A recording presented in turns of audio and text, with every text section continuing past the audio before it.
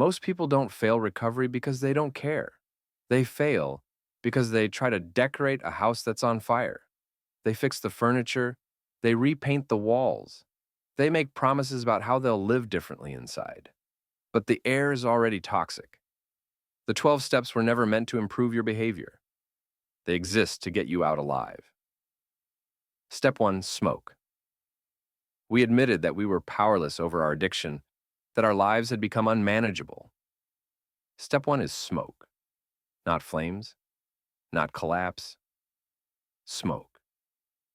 Smoke is the first signal that the environment is no longer safe. You don't need the house to burn down to know you're in danger. You only need to notice that breathing has become difficult. Powerlessness. What the smoke is telling you. Powerlessness is smoke. It's not the idea that you never make choices. It's the realization that your choices stop having final authority. It's what happens after the decision. You decide to stop. You plan to stop. You promise to stop. And then you don't. Not because you don't care. Not because you're lying. Not because you didn't try hard enough. But because once it starts, something else takes over. Powerlessness means effort no longer produces control. If willpower were enough, the smoke would clear. But it doesn't. That's how you know. Unmanageability. What the smoke is doing to your life. Unmanageability is smoke too. And it's not just chaos, not just visible wreckage, not just consequences piling up. Unmanageability means that even your best attempts at managing reality fail. You organize, you compensate, you contain damage, you hold jobs, you maintain appearances, you keep promises sometimes, but safety never returns. The system looks functional, but the air remains toxic. That's unmanageability.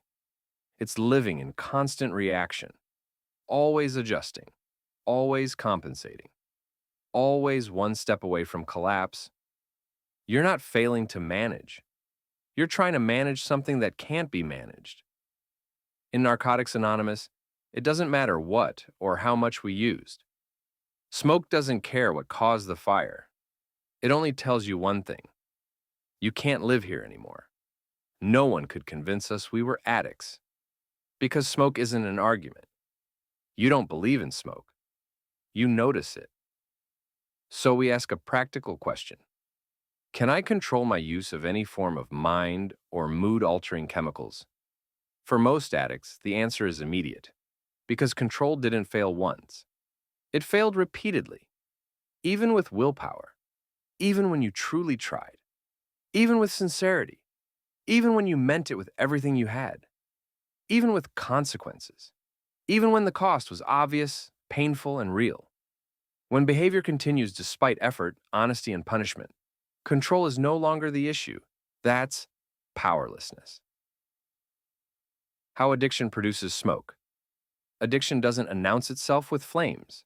It produces smoke first, and it produces it continuously, even when nothing looks wrong from the outside. That's why step 1 doesn't begin with catastrophe. It begins with air quality. Addiction produces smoke by compromising the system at every level. Physically, addiction interferes with stopping.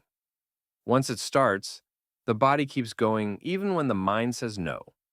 Not occasionally, reliably. This isn't about desire. It's about loss of stop function. By the time you're deciding, the process is already underway. That's smoke filling the house. Mentally, addiction produces smoke by narrowing thought. Even when you stop physically, the thinking doesn't stop. Justifications appear. Exceptions form. Plans circle back. The mind keeps presenting reasons to stay, or reasons to go back in just once. That's not weakness. That's obsession. Smoke that clouds judgment and delays exit. Spiritually, addiction produces smoke by isolating. Not religion, orientation. Life narrows. Perspective collapses inward. Connection weakens. Trust erodes. You stop asking for help. You stop telling the truth. You stop letting people close, not because you're cruel, but because isolation feels safer than exposure. That's smoke, too. And here's the structure of the trap. Physical compulsion fills the house. Mental obsession keeps you inside. Spiritual isolation locks the doors. Even when you want out. Even when you see the danger. Even when you know better. That's unmanageability. The body keeps using. The mind keeps arguing. The spirit keeps isolating. And none of it requires your consent. Denial, rationalization, justification, substitution, isolation. These are not character flaws. They are survival strategies inside a burning structure. Attempts to explain the smoke so you don't have to leave yet. Our disease is progressive. The smoke thickens. It is incurable. The air does not clear on its own. It is fatal. Staying is not neutral. Learning this often brings relief. Because smoke means there is a cause, not a personal failure. We are not responsible for the fire, but we are responsible for responding to smoke. Most of us tried willpower first. That's like holding your breath. It works briefly. Then the body overrides you. We tried changing conditions, changing substances, changing rules. We promised moderation, we promised control. We promised this time would be different. But wherever we went, the smoke followed. Step 1. The exit decision. Step 1 removes reservations, because reservations are plans to stay inside a little longer. When things improve, I'll leave. When I feel stronger, I'll exit. But smoke doesn't wait for readiness. Step 1 requires 2 recognitions. First, I cannot control this, not with effort, intention, or consequences. Second, I cannot live like this. Not safely, not honestly, not for long. Functioning does not mean safe. A house can look intact while becoming uninhabitable. Surrender is not collapse. It is evacuation. You stop trying to manage what is already unmanageable. You stop being the authority on a situation that has proven lethal, and that is when something changes. Step 1 means you do not have to use anymore.